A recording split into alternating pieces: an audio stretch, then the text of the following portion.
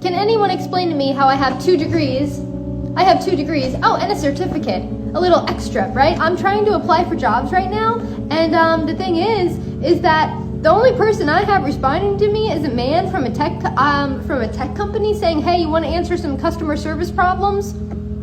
There's no need even to have a college degree at all.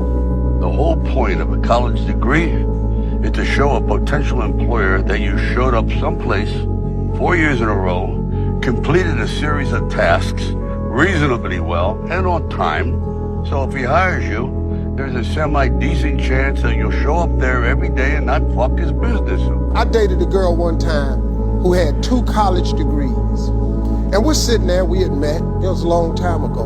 And she said, "So what do you have a degree in?" I said, "I don't have a degree." She said, "You don't have a degree?" I said, "No." She said, "How are you planning on making it without a degree?" Ta-da!